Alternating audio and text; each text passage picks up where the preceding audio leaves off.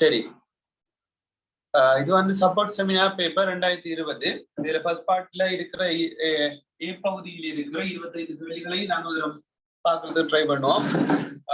முதலாவது கேள்வி பாருங்க.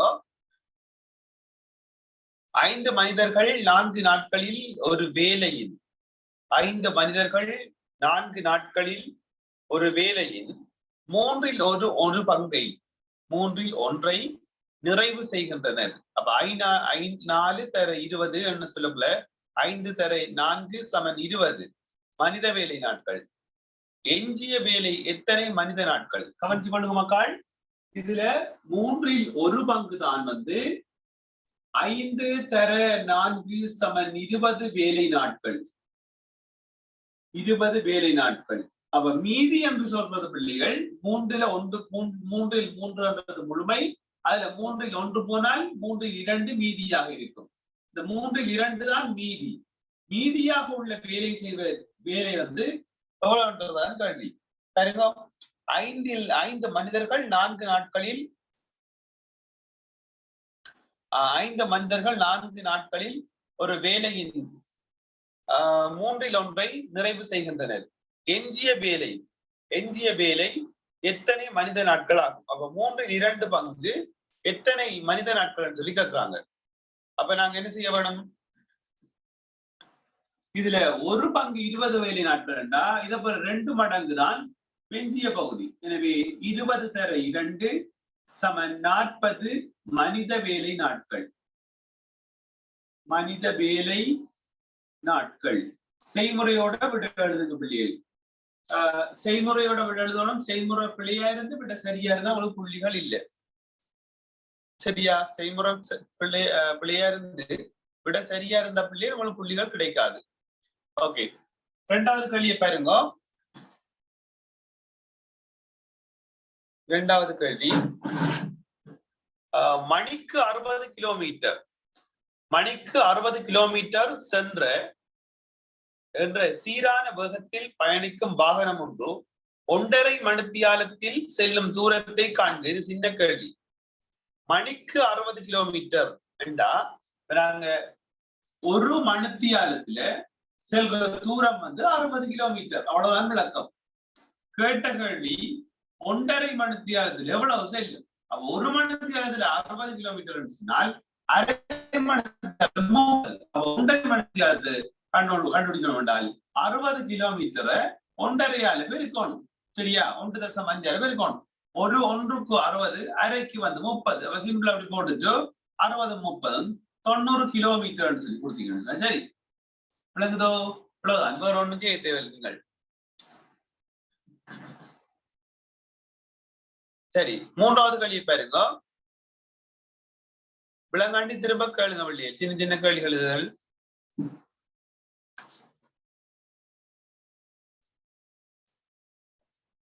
3வது கேள்வி,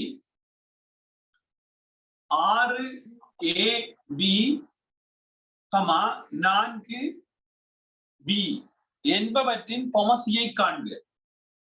அப்ப பொமசி என்றது நல்ல சிம்பிளா ஞாபகம் கொடுங்க. 6க்கு 4க்கு பொமசி ஃபர்ஸ்டா கண்டுபிடிங்க. AB வர்க்கம். ஓகே, 6க்கு 4க்கு பொமசி. அப்ப 6, 4 2ஆல வகுப்பம் 3 2 திரும்ப 2ஆல வகுப்போம். முதன்மை நாள மட்டும் தான் வகுக்கணும். 2ல இருந்து ஸ்டார்ட் பண்ணி வகுத்து போகணும். அப்ப இதுல 3, 2 இருக்குது. இதுல திரும்ப 2ஆல வகுத்த மட்டும் 3 அப்படியே வேற வகுப்படாததால 1 திரும்ப 3ஆல வகுத்த மட்டும்னால் 1 1. ஓகே, 32 6 6 2 12. அப்ப 12. இப்ப எழுத்த பாருங்க. ஏல சுட்டி கூடியது ஏயின் ஓராம் பெருதான். பீல சுட்டி கூடியது வர்க்கம். அப்ப 12 AB வர்க்கம். 12 AB வர்க்கம் இப்படியாக வரப்போகுது. ஓகே, 4வது கேள்வியை பாருங்க. உருவில் தரப்பட்ட தரவுகளை கொண்டு எக்ஸின் பெருமானத்தை காண்க. விளங்காட்டி திரும்ப கேள்வி அவருக்கு ஸ்டாப் பண்ணுங்க. சரியா? கேள்வி உங்களுக்கு விளங்கல் சொன்னா சார் இது விளங்கல் சொல்லி ஸ்டாப் பண்ணுங்க. திரும்ப விளங்கப்படுத்துவேன். சரியா? பேசாம இருக்க கூடாது.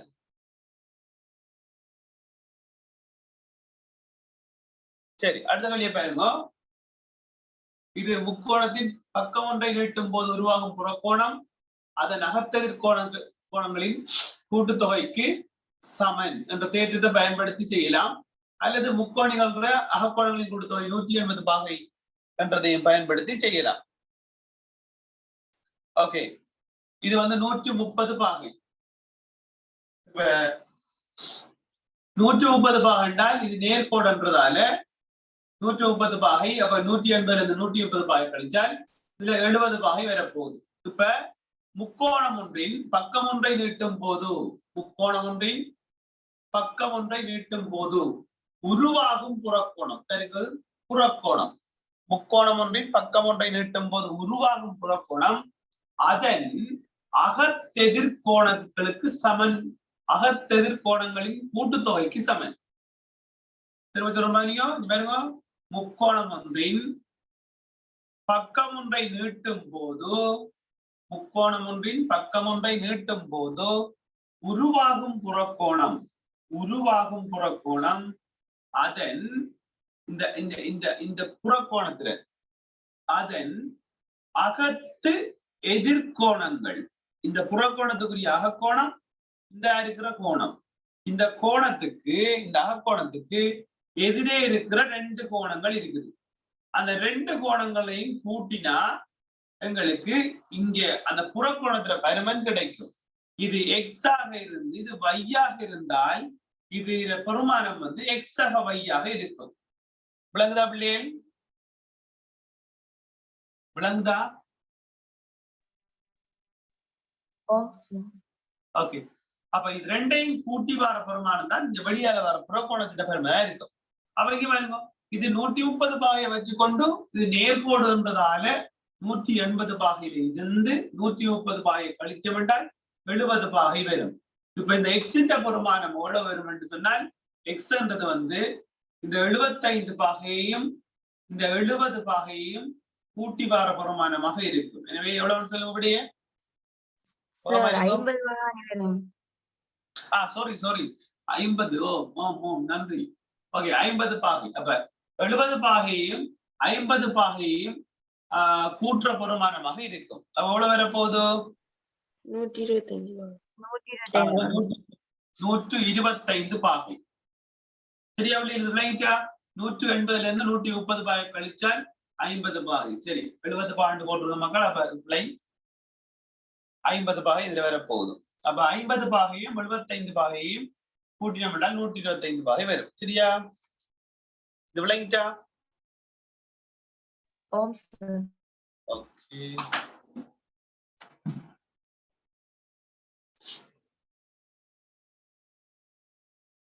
சரி, அடுத்த கேள்வியை பாருங்க. 5வது கேள்வி. குறித்த கம்பெனியில் 200 பங்குகளை வைத்துள்ள குணாவின் வருட பங்கிலாபம். ஒரு கம்பெனி ஒன்றுல இது பங்கிலாபம் தொடர்பாக இருக்கிற கேள்வி பிள்ளைகள். குறித்த கம்பெனியில் 200 பங்குகளை வைத்துள்ள குணாவின் வருட பங்கிலாபம் ரூபாய் 1600. இது வந்து வருட பங்கிலாபம். 1600 ஆயின் கம்பெனி பங்கு ஒன்றிற்கு வழங்கும் பங்கு லாபத்தை காண்க. 200 பங்குகளுக்குத்தான் 1600 ரூபாய். அப்ப ஒரு பங்குக்கு 200 பங்குகளின் மூலம் கிடைக்கும் மொத்த பங்கு லாபம் 1600 ரூபாய். ஒரு பங்குக்கு வழங்கும் பங்கு லாபத்தை கண்டுபிடிக்கணும்னு சொன்னா என்ன செய்யணும்? 1600 ரூபாவை 200ஆல வகுத்து காட்டப்படும். வகுத்தால் ரூபாய் எவ்வளவு வரும்? ரூபாய் 8.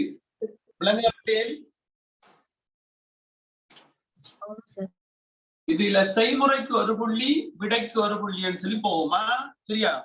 மார்க்ஸ போட்டுக் கொள்ளுங்க. செய்முறைக்கு ஒரு புள்ளி, விடைக்கு ஒரு புள்ளி. அப்படித்தான் எப்பவும் செய்யுங்க.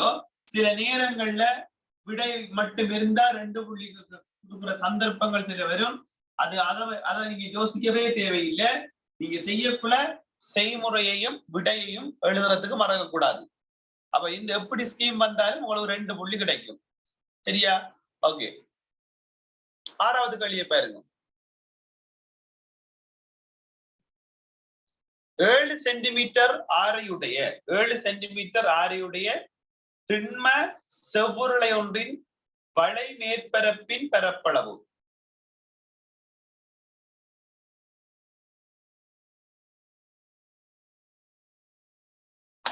ஓகே, 7 சென்டிமீட்டர் ஆரையுடைய திண்ம செவ்வுருளை ஒன்றின், செவ்வுருளை என்று சொன்னா என்ன மக்கள்? செவ்வுருளை என்று சொன்னால் என்ன?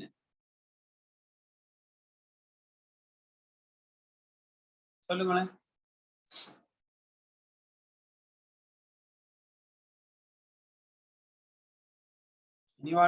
செவ்வுருளை என்று சொன்னா என்ன? யாராவது ஒரு ஆள்? செவ்வுருளை என்ன மீனிங்? மாத்திரம் கொண்டவர்.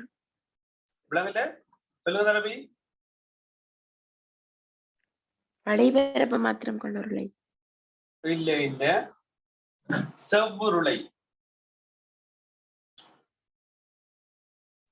செவ்வகத்தை வெட்டி செய்யப்படும் உருளை. இல்ல, செவ்வகத்தை வெட்டி செய்யப்படும் உருளை இல்ல.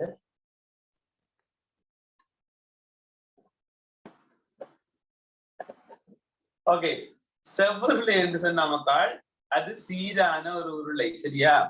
இப்ப எப்படி உருளை என்று உருளையின் குறுக்குவெட்டு பரப்பளவு தானே, அந்த குறுக்குவெட்டு பரப்பளவு வந்து ஒரே அளவா இருக்கிறது. சரியா? செவ்வகத்தின் குறுக்குவெட்டு பரப்பளவு எங்க பார்த்தாலும் அந்த ஒரே அளவா இருக்கிறது. செவ்வுருளை என்று சொல்லுவோம். விளங்குதா? இப்ப இத வந்து செவ்வுருளை என்று சொல்லிடாது. இங்க பாத்தீங்கன்னா இதுல குறுக்குவெட்டு பரப்பளவு வந்து ஒவ்வொரு இடத்திலையும் வந்து வேறுபட்டு கொண்டு இருக்கும். விளங்குதா? சீரான உருளை. விளங்குதா? சரியா? அப்ப செவ்வுருளை என்று சொன்னால் சீரானது, சீரான ஒரு குறுக்குவெட்டு பரப்பளவுடைய உருளை. செவ்வரியம் என்று சொன்னால் இதுல குறுக்குவெட்டு பரப்பளவு சீராக இருக்கும் எல்லா இடமும். இப்படி ஒன்றும் இருக்காது. சரியா? இது செவ்வரியம் இல்லை. ஏன்னா இதுல குறுக்குவெட்டு பரப்பளவு ஒவ்வொரு இடத்துலயும் மாறுது. ஆனா இதுக்கு இந்த இதுக்கு வந்து குறுக்குவெட்டு பரப்பளவு மாறல, எல்லாம் ஒரே அளவா இருக்குன்னு சொல்லிட்டீங்கன்னா செவ்வரியம். விளங்குதா? இதுல குறுக்குவெட்டு பரப்பளவு சின்ன, இது விடத்த குறுக்குவெட்டு பரப்பளவு பெருசு. அப்ப மாறிக்கொண்டு போகுது. செவ்வரியம் இல்லை. இது செவ்வரியம். அப்ப அந்த செவ்வன்றது வந்து சீரான, ஒழுங்கான சொல்லி அர்த்தம். ஓகே, செவ்வுருளை ஒன்றின் வளைமேற்பரப்பின் பரப்பளவு. செவ்வுருளை ஒன்றின் வளைமேற்பரப்பின் பரப்பளவுனா இந்த வளைபரப்பட பரப்பளவு. சரியா?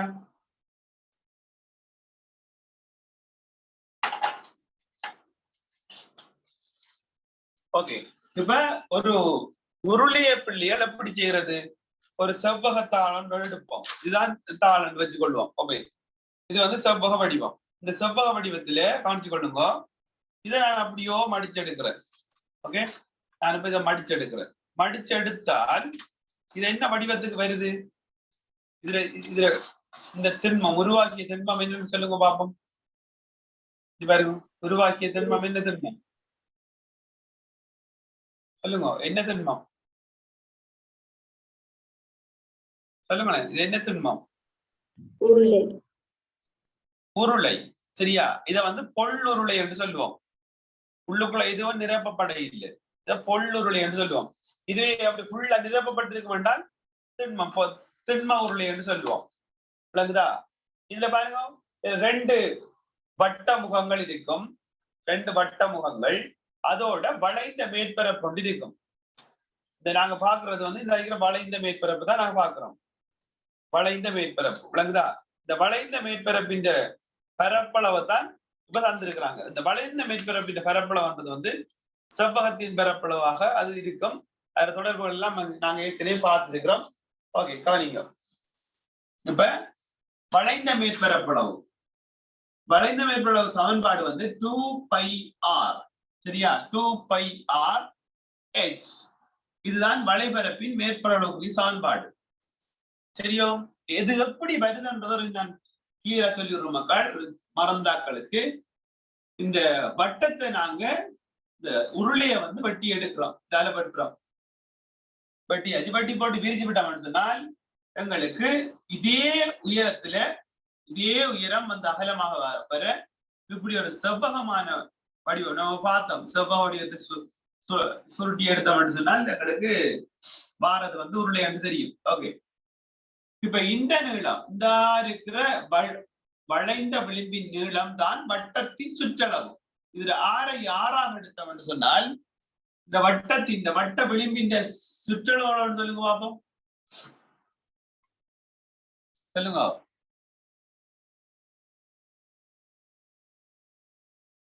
வட்ட விளிம்பின்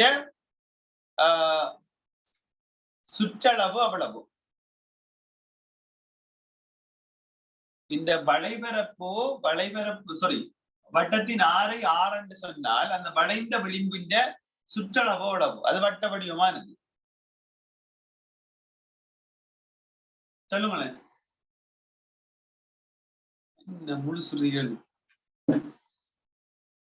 சொல்லுங்க. 11 சென்டிமீட்டர். அது இல்ல நான் கேட்கிறது, அந்த வட்ட விளிம்பின் சுற்றளவுக்கான சமன்பாடு என்ன? ஆரையுடைய வட்ட விளிம்பின் உள்ள இந்த விளிம்பு வந்து சுற்றளவு வந்து அவ்வளவு தெரியாது. அதை கண்டுபிடிக்கணும் பயன்படுத்துற சமன்பாடு. வட்டத்தின் சுற்றளவு விளிம்புன 2πr. அப்ப ஆரையுடைய வட்டத்தில சுற்றளவு 2πr. இப்ப இந்த உருளையின் உயரம் வந்து h என்று சொல்லி எடுத்தோம்னால் இந்த உருளையின் சுற்றளவு வந்து சாரி உயரம் வந்து h என்று சொல்லி எடுத்தோம்னால் இங்க பாருங்க, இந்த h தான் இந்த இருக்கிற h வரப்போகுது. சரியா? இந்த h தான் இந்த h வரப்போகுது. அப்ப h விளங்குதா? சரி, இப்ப இந்த இருக்கிற நீளம் தான் இந்த செவ்வகத்தின் அகலம் வரப்போகுது. எதிர நீளம் இந்த 2πr. இதுதான் இங்கே 2π இந்த நீளமாக வரப்போகுது. 2πr. இந்த செவ்வகத்தின் பரப்பளவுக்கு சமன்பாடு சொல்லுங்க. இதுதான் அப்படியே உருளையைத்தான் வெட்டி அப்படியே விரிச்சு விட்டுருக்கான்.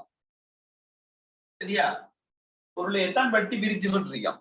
அப்ப இந்த உருளை இந்த பரப்பளவு சமன்பாடு கேட்டாங்க என்ன செய்வீங்க? ஏன்னா இந்த செவ்வகத்தின் பரப்பளவு சமன்பாடு என்ன? கடன் சொன்னீங்கன்னா போகலாம். மக்கள் நீங்க பேசாம இருந்தீங்கன்னா நேராது. இவட சொன்னதான் நாங்களும் போவோம், நீங்க போக மாட்டீங்க. சொல்லுங்க. நீளம் தர அகலம். நீளம் 2πr தர அகலம் வந்து h. எனவே வளைபரப்பின் பரப்பளவு இதுதான் நம்ம அப்படியே வெட்டி விரிக்கிறோம். பார்த்தோம், தாள் எடுத்து வளைச்சு பார்த்தோம். அப்ப இதுல வளைபரப்பின் பரப்பளவு 2πrh. விளங்குதா? இந்த வட்டத்திர பரப்பளவுக்கு சமன்பாடு πr வர்க்கம். அதே போல இங்கேயும் ஒரு πr வர்க்கம். விளங்குதா? மொத்த பரப்பளவு கேட்டா இதுல ஒரு πr வர்க்கம், இதுல ஒரு πr வர்க்கம், 2 πr வர்க்கம். அதோட இந்த 2πrh என்ற வளைபரப்பை கூட்டி எடுத்தா தான் உருளையின் பரப்பளவு, உருளையின் மொத்த மேற்பரப்பளவு வரும். சரியா?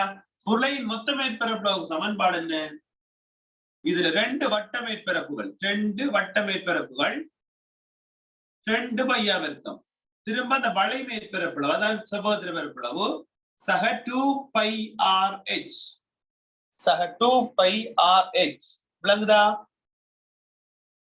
தேவையானாக்கள் குயிக்கா நோட் பண்ணிக்கொள்ளுங்க. இந்த வளை மேற்பரப்பின் பரப்பளவு நல்லா ஞாபகம் வச்சு கொள்ளணுமா? 2πrh என்றது வளை மேற்பரப்பின் பரப்பளவு. ஓகே, நம்ம இப்ப கேள்விக்கு வருவோம். இந்த வளை மேற்பரப்பின் பரப்பளவு 880 சென்டிமீட்டர், 880 சென்டிமீட்டர் வர்க்கம். வெளியிடம் பார்ப்போம்.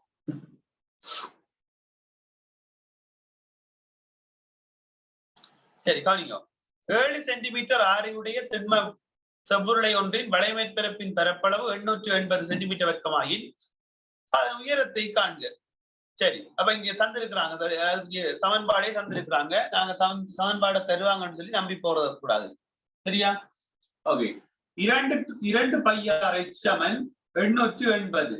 6 தந்திருக்கிறாங்க 7 பிரதி இடுவோம் 2 தர 7 22 பை தர 6 வந்து 7 தர h சமன் 880 சாப்பிடுவோம். இப்ப இந்த 7ஐயும் வெட்டலாம். 22 44 44 h சமன் 880. எனவே h சமன் 880 44 பிரிச்சால் 20 சென்டிமீட்டர். இதுல ஏதாவது ஒரு படிமுறை இருக்கும் என்று சொன்னால் இதுக்கு தான் ஒரு மார்க்ஸ், இங்க விடைக்கு ஒரு புள்ளி. சரியா? பிரதியீட்டுக்கு ஒரு புள்ளி வரும், விடைக்கு ஒரு புள்ளி வரும், அலகோட விட கொடுக்கணும். சரியா? விளங்கிட்டா?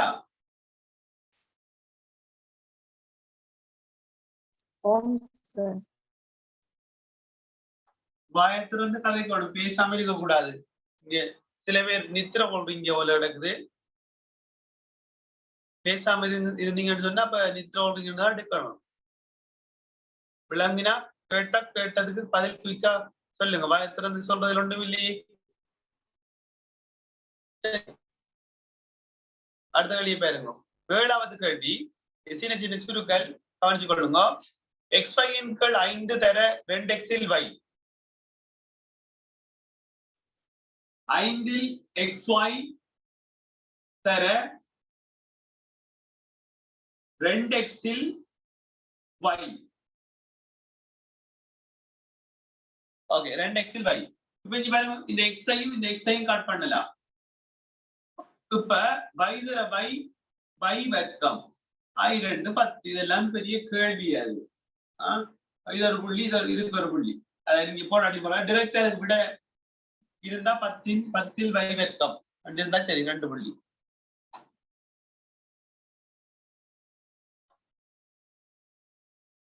சரி, அடுத்த கேள்வியை பாருங்க. இந்த கேள்விக்கு நிறைய பேர் நேற்று ஆன்சர் அனுப்பிட்டீங்க. அதுக்குரிய கரெக்ஷன் செய்து வாங்கக்குள்ள இங்க நிறைய பேர் 30 பாய் போடுறீங்க. ஏன் 30 பாய் போடுறீங்கன்னு சொல்லி விளங்குது இல்லை.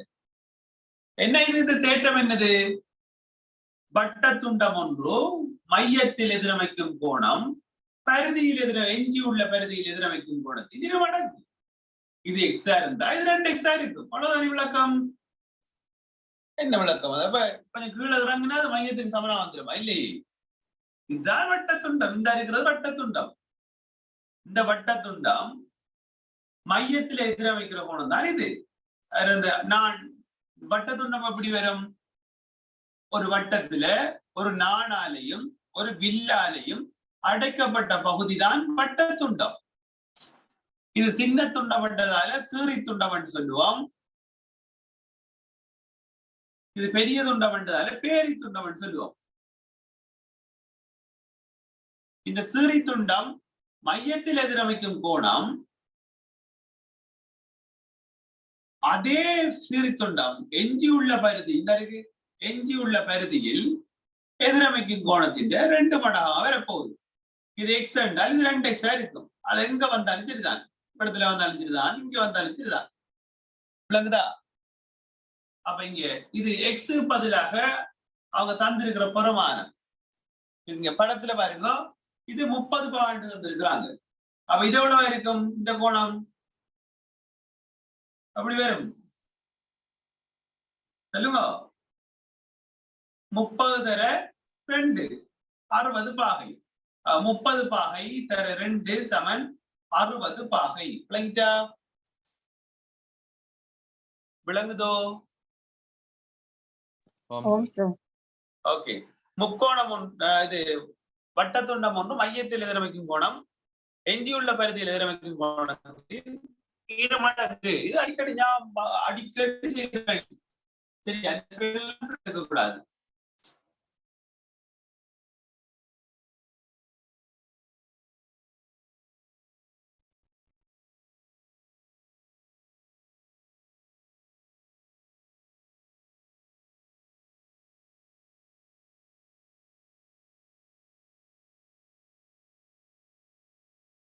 ஓகே, இந்த படத்துக்கு குடிக்கா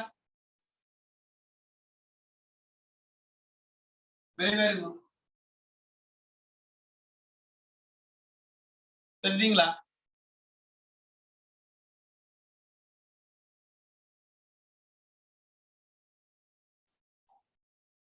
எக்ஸ்ல பெருமானத்தை கண்டுபிடிங்க.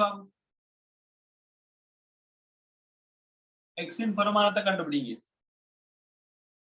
ஓ வந்து மையம்.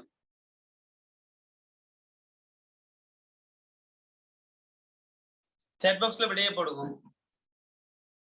வேற மாதிரி கொண்டு பிள்ளையே 30 செகண்ட் டைம் குயிக். 30 செகண்ட்ல ஆன்சர் வரணுமா? அதுக்கப்புறம் நான் விளங்கப்படுத்துவேன். அவ்வளவு டைம் போதும் டிசினை கழி செய்யறதுக்கு. குயிக் ஆன்சர் அனுப்புங்க. இனோசரன் பிள்ளை, விபூர்த்திகன் சரி,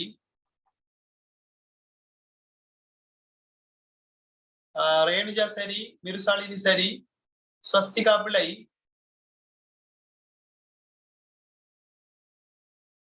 ஸ்வஸ்திகா பிள்ளை, இல்மா பிள்ளை, இல்மா கழித்தல் பிள்ளை இல்லமா? இல்மா என்ன பிள்ளை வாரது கழித்தல்ல? பதுஜா பிள்ளை, பதுஜா யோசிச்சீங்க. தாரபி சரி, கிதுசன் பிள்ளை, கிதுசன் ட்ரை பண்ணி பாருங்க. கேட்ட கேள்வி எக்ஸ் அங்க மேலுக்கு கேட்க இல்ல. கிதுசன் பிள்ளை. அடுத்து அப்துல் ரஹ்மான் சாரி அப்துல்லா சரி, தினோச்சன் சரி. தினோச்சன் மார்க்ஸ் எல்லாம் பார்த்தனான் பெரிய சிக்கலா கிடக்குதுன்னு. இல்மா இப்ப சரி.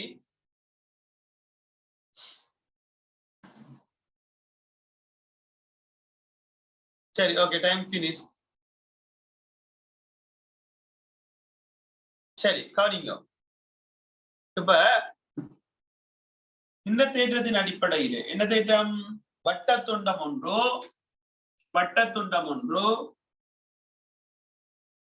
மையத்தில் எதிரமைக்கும் கோணம் இங்க இந்த அந்த கதைக்குள்ள இல்ல. சரியா? ஒரே வட்டத்துண்ட கோணங்கள் இந்த பாருங்க, ஒரே வட்டத்துண்ட கோணங்கள்.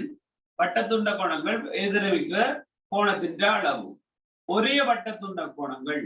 விளங்குதா? இந்த இருக்கிற கோணம் இந்த கோணத்துக்கு சமமா இருக்கும். ஏன்? ஒரே வட்டத்துண்ட கோணங்கள். அப்போ ஒரே வட்டத்துண்ட கோணங்கள் எங்கியுள்ள பரிதியில் எதிரமைக்கிற கோணங்கள் சமனா இருக்கு. அப்ப 35 பாகை என்றால் இதுவும் 35 பாகை. சரி கரெக்ட். இது கிளியரா எல்லாருக்கும்? ஓகே. இப்ப இன்னும் ஒரு தேற்றம் இருக்கு மக்கள். அரைவட்ட கோணம் செங்கோணம். ஒரு விட்டம் இருக்குது. அப்ப சமனான வட்டத்துண்டங்கள் 2 இருக்குது, அரைவட்டங்கள். அரைவட்டத்தின் விட்டத்தின் 2 முனைவுகளும் பரிதியில் எதிரமைக்கும் கோணம், 2 முனைவுகளும் பரிதியில் எதிரமைக்கும் கோணம் செங்கோணமாக இருக்கும். அது எங்கேயும் எடுக்கலாம், நீங்க அளந்து பார்க்கலாம், நீங்க எல்லாம் செங்கோணமாக இருக்கும். அப்ப அதாவது சொல்றது அரைவட்ட கோணம் செங்கோணம். விளங்க? சும்மா சிம்பிளா யோசிச்சு பாருங்க. இந்த இருக்கிற இந்த அரைவட்ட துண்டம் மையத்தில எதிரமைக்கும். இந்த இருக்கிற இந்த புள்ளியில இருந்து இந்த புள்ளியை யோசிங்க. மையத்தில் எதிரமைக்கும் கோணம் 180 பாகை. எஞ்சியுள்ள பரிதி என்றால் இது வட்டத்துண்டமா எடுத்தா மக்கள். இந்த வட்டத்துண்டத்துல எஞ்சியுள்ள பரிதி இது. அவ மையத்தில எதிரமைக்கும் கோணத்துல அரைவாசி மடங்கு தான் இங்க வர, இதுல 2 மடங்கு தான் இங்க வரப்போகுது. அப்படி பார்த்தாலும் இங்க 90 பாகை வரும்.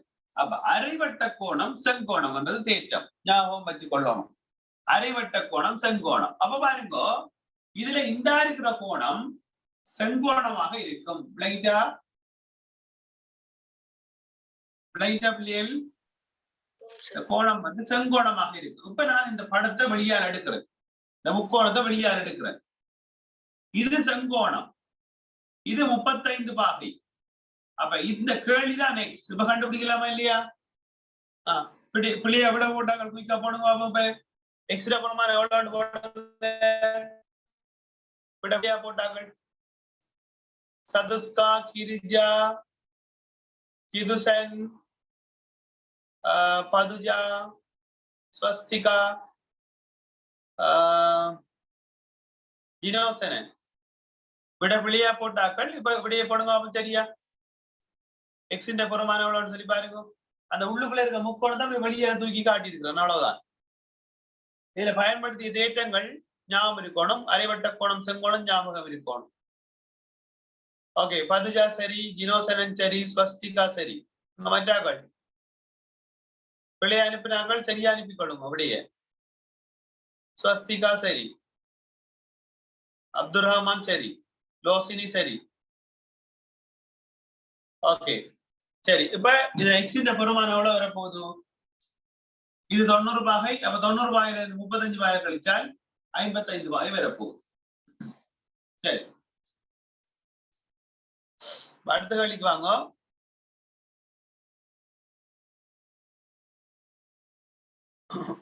ஒன்பதாவது கேள்வி, காரணியாக்குக 5x வர்க்கம் சய 20. 5x வர்க்கம் சய 20. இப்ப இந்த ரெண்டையும் ரெண்டு உறுப்புகள் தரல பொதுக்காரணி எடுக்கலாம்னு சொல்லி பார்க்கணும். பொதுக்காரணி எடுக்கலாமா சொல்லி பார்க்க வேணும். இப்ப 20க்கும் 20ஐயும் 5ஐயும் வகுக்கக்கூடிய எண்ணம் சொல்லுங்க. ஒரு மிகப்பெரிய எண் 5. 5ஐயும் வகுக்கக்கூடிய எண் 5ஆல வகுக்கலாம். அப்ப 5x வர்க்கத்தை 5ஆல வகுத்தால் x வர்க்கம் வரப்போகுதோ, 20 5ஆல வகுத்தால் 4 வரப்போகுது. இங்க பாத்தீங்கன்னா இது ஒரு சதுரங்கள், இங்க ஒரு நிறைவர்க்க எண்ணம். இது வந்து வர்க்கமாக இருக்குது. அப்ப நாங்க இதோட நாங்க விடையிலாது சுருக்க வேணும். 5 இதை காரணிப்படுத்தணும். இப்ப இதுக்குள்ள இந்த பெட்டி அடைப்பை போடுவோம், இரட்டை அடைப்பு. இதுதான் இரட்டை அடைப்பு, இது சங்கிலி அடைப்பு. ஓகே கவனிங்க. அப்ப எக்ஸ் வர்க்கம் சய 4க்கு பதிலாக 2 வர்க்கம் போடலாம். இப்ப என்ன செய்யலாம்? நாங்க 5 பொதுவா எடுத்துட்டு இங்க இந்த அடைப்புக்குள்ள ஒரு தரம் வர்க்கங்களின் வித்தியாசம் என்றால் ஒரு தரம் இந்த ரெண்டு உறுப்பையும் கூட்டணும், பிறகு இந்த உறுப்பில இருந்து இந்த உறுப்பை கழிக்கணும், அது ரெண்டையும் பெருக்கி எழுதணும். அப்ப இந்த வர்க்கத்தை விடுங்க, விட்டுட்டு எக்ஸ் ஆக 2 கூட்டி எழுதுங்க ஒரு தரம், பிறகு அப்படியே பார்த்து எழுதுங்க. அது சேம் முடிஞ்சு. சரியா? அப்ப இதுதான் ஃபைனல் ஆன்சர். 5 பிராக்கெட்டுக்குள்ள எக்ஸ் ஆக 2, ஆனால் பிராக்கெட்டுக்குள்ள எக்ஸ் ஆக 2. வர்க்கங்களின் வித்தியாசம் காரணி அறிவை பயன்படுத்தி சுருக்கலாம். பொது காரணி எடுக்கிறோம், பிறகு வர்க்கங்களின் வித்தியாசம் என்ற தொடர்பு வச்சுக்கொண்டு சுருக்கலை மேற்கொள்றோம். சரியா பிள்ளை? இது விளங்கிட்டா எல்லாருக்கும்?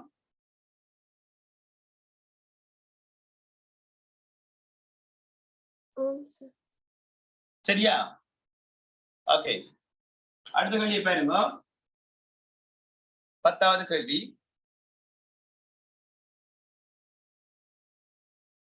வர்க்கமூலம் 18 முதலாம் மண்ணளவாக்க பெருமானத்தை கீழே தரப்பட்டுள்ளதிலிருந்து தெரிவு செய்யட்டாம். இவங்க 4.1 வர்க்கம் விடையா தந்திருக்கிறாங்க. 16.81. 4.2 வர்க்கம் தந்திருக்கிறாங்க. 17.64. 4.3 வர்க்கம் தந்திருக்கிறாங்க. 18.49. 4.4 வர்க்கம் தந்திருக்கிறாங்க. 19.36. சரி, இது எப்படி கண்டுபிடிக்கிற மக்கள்? இது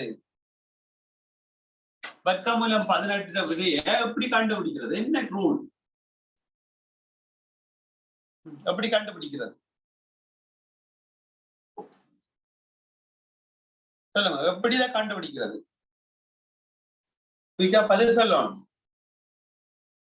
வித்தியாசத்தை பார்த்து. ஓகே, எந்த எண்ணின் முதலாம் அளவாக்கம் காண சொல்றாங்களோ அந்த எண்ணுக்கு கிட்ட இருக்கிற இந்த பெருமானங்கள்ல எது கிட்ட இருக்கிற பெருமானம்? இது பக்கத்துல இருக்குதா? இல்ல, அப்படி இல்ல. இந்த 18க்கு பக்கத்துல இருக்கிறது, கிட்ட இருக்கிறது எந்த பெருமானம் சொல்லி கண்டுபிடிக்கணும். இப்ப 16.81 எடுத்தீங்கன்னு சொன்னா 18க்கு தூரம் இருக்குது. 1 அங்கால மிச்சம் வரப்போகுது. 17.6க்கும் 18க்கும் இடையில வித்தியாசம் எவ்வளவு வரும்னு சொல்லுங்க. 18ல இருந்து 17.64 கழிச்சா ஒரு வித்தியாசம் எவ்வளவு?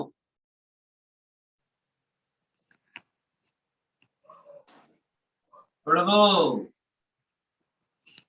0.36. Very good. 0.36 வரப்போகுது. இங்க பாருங்க 18.49. 18க்கும் 18.49 இருந்து 18 கழிச்சு விட்ட மாட்டாங்க. வித்தியாசம் தான் பாக்குறோம். எதுக்கு வித்தியாசம் குறைய வருது? அவரு கிட்ட இருக்காது. அப்ப இந்த கிட்டிய பெருமானம் தான் அண்ணளவு பெருமானம் எடுக்கிறது. கிட்டிய பெருமானம் அண்ணளவு பெருமானம். அப்ப இங்க 0.49 வருது. அப்ப 4.9 வித்தியாசம் கூட தான் கிட்ட இருக்கும். 0.36 இருந்தாலும் கிட்ட இருக்கும் என்று பார்த்தால் எதுக்கு வித்தியாசம் குறை இருக்குதோ அது கிட்ட இருக்கும். சொல்றது விளங்குதா? கிட்டிய பெருமானம் அண்ணளவு பெருமானம். அப்ப வித்தியாசம் குறைந்தது 17.64 என்பதால 4.2 வர்க்கம் 17.64 என்பது செலக்ட் ஆகும். விளங்கிட்டா பிள்ளையில் குறைந்த வித்தியாசம் பார்க்க விளங்காட்டி கேளுங்க.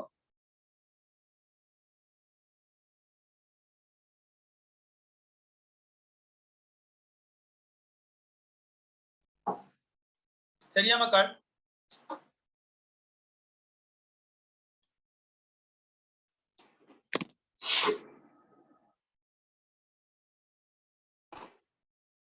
விளங்காட்டி கேளுங்க. 14.8 கிட்ட இருக்குது, 17.64 கிட்ட இருக்குது, 18.4 கிட்ட இருக்குன்னு சொல்லி பாக்குறது. எதுக்கு வித்தியாசம் குறையுது? ஒரு 18ஓட மற்ற எண்களை ஒப்பிட்டு பார்க்கணும் பிள்ளைகள். ஒப்பிட்டு பார்க்கல எதுக்கு வித்தியாசம் கூட இருக்குதோ பிள்ளைகள், எதுக்கு வித்தியாசம் கூட இருக்குதோ குறைய இருக்குதோ அந்த எண் தான் பக்கத்துல இருக்கிற எண்ணாக இருக்க போகுது. அப்ப அதை வச்சுக்கொண்டு நாங்க அந்த விடையை செலக்ட் பண்றோம். விளங்கிச்சா? விளங்குதோ? சரியா?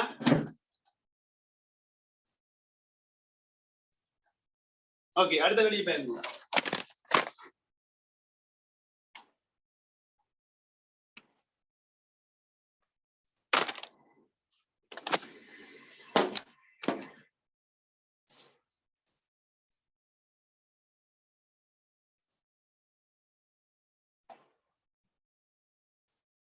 சரி, கீழே தரப்பட்டுள்ள முக்கோணிகளில் இரு சமபக்க முக்கோணிகள் அல்லாத முக்கோணிகளின் பெயர்கள் எழுதட்டாம்.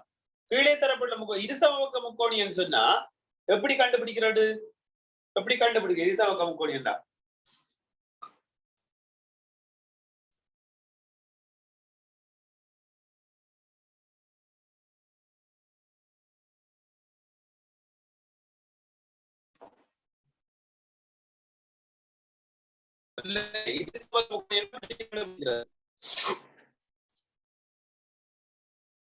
ரெண்டு பக்கங்கள் சமமாக, இரண்டு பக்கங்களின் நீளங்கள் வந்து சமனா இருக்கும். இரண்டு பக்கங்களின் நீளங்கள் சமனா இருக்கணும். அப்ப இரண்டு பக்கங்களின் நீளங்கள் சமனா இருந்தா அந்த பக்கங்களுக்கு எதிரே உள்ள கோணங்கள் எப்படி இருக்கும்னு சொல்லுங்க. அந்த பக்கங்களுக்கு எதிரே உள்ள கோணங்கள் எப்படி இருக்கும் சமனா சொல்லுங்க. பக்கங்களுக்கு எதிரே உள்ள கோணங்கள் எப்படி இருக்கும்? சமனா இருக்கும். சமனான பக்கங்களுக்கு எதிரே உள்ள கோணங்கள் சமன். அதை ஞாபகம் வச்சுக்கணும். சமனான கோணங்களுக்கு எதிரே உள்ள பக்கங்கள் வந்து சமனா இருக்கும். இப்ப இதுல 3 முக்கோணிகள் வந்திருக்காங்க பாருங்க. ஒவ்வொரு முக்கோணத்துக்கும் பெயரிட்டு இருக்காங்க. ஏபிசி, பிக்யூஆர், கேஎல்எம் பெயரிட்டு இருக்காங்க. இதுல ஒவ்வொரு பாகையும் வந்து வந்திருக்காங்க. 65 பாகை, அங்கால 55 பாகை. இப்ப இதுல இருந்த பிள்ளைகள் ஒவ்வொரு முக்கோணத்தின் 3வது கோணத்தின் பருமனையும் குயிக்கா சொல்ல வேணும். சொல்லுங்க பாப்போம். 3ஆவதாக இருக்கிற இந்த கோணத்தில பருமனை சொல்லுங்க. எவ்வளவு? 25 பாகை. 25 பாகை. ஓகே, 25 பாகை. இதுல கோணத்தில பருமன் குயிக் 15. 115 சொன்னால் 120 வேண்டாம். எவ்வளவு? 60. சரி, இதுக்கு எவ்வளவு? 60 பாகை. 60 பாகை. சரியா? 60 பாகை. சரியா? பாருங்க. கரெக்ட். 60 பாகை. இப்ப சமனான கோணங்கள் இருக்கிற முக்கோணம் எது? சமனான கோணங்கள் இருக்கிற 2 கோணங்கள் சமனா இருக்கிற முக்கோணி QRD முக்கோணி QRD முக்கோணி PQR PQR இருசம முக்கோணியா இருக்கும். இதுல எந்தெந்த பக்கங்கள் சமனா இருக்கும்? PQR ஒரு இருசம முக்கோணி. சமனான பக்கங்களுக்கு எதிரே உள்ள கோணங்கள் கோணங்களுக்கு உள்ள பக்கங்களும் சமனாக இருக்கும். அப்ப சமனான பக்கங்களாக இருக்கிறது PQ வந்து PR-க்கு சமனா இருக்கும். விளங்குதா? ஓகே, இப்ப கேள்வி என்ன கேள்வி கேட்கிறாங்க?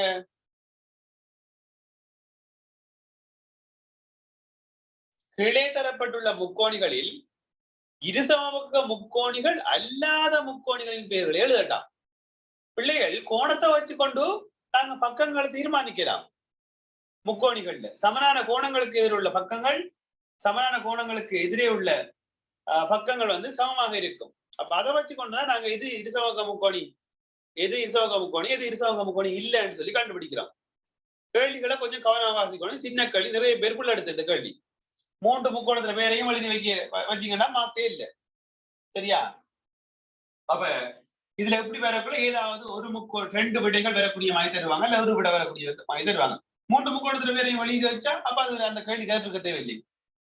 பெரும்பாலானவர்கள் 3 முக்கோணியோட பேரையும் அனுப்பி. ஓகே, அப்ப இது இருசமபக்க முக்கோணி. அப்ப இது 2 இருசமபக்க முக்கோணி இல்ல. அப்ப என்ன விட ABC என்று எழுதுனீங்கன்னா இதுக்கு ஒரு புள்ளி, அல்லது KLM என்று எழுதுனீங்கன்னா இதுக்கு ஒரு புள்ளி. விளங்குதா? இது கிளியரா எல்லாம் இருக்கும். சரியோ? விளங்கிட்டா பிள்ளைகள்? ஓகே,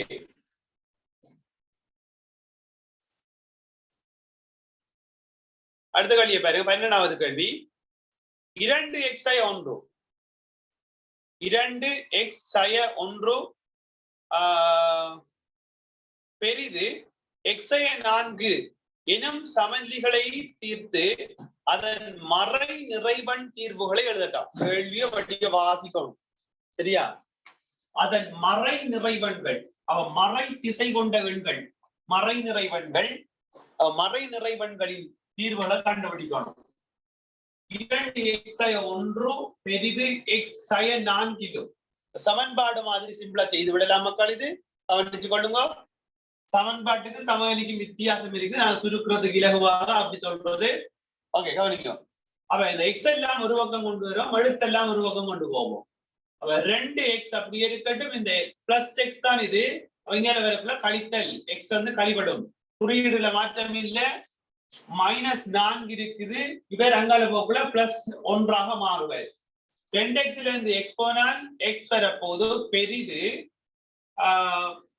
-4 +1 எது கூட இருக்குது? மைனஸ் கூட இருக்குது. +1 விட எத்தனையால் கூட இருக்குது? 3 கூட இருக்குது.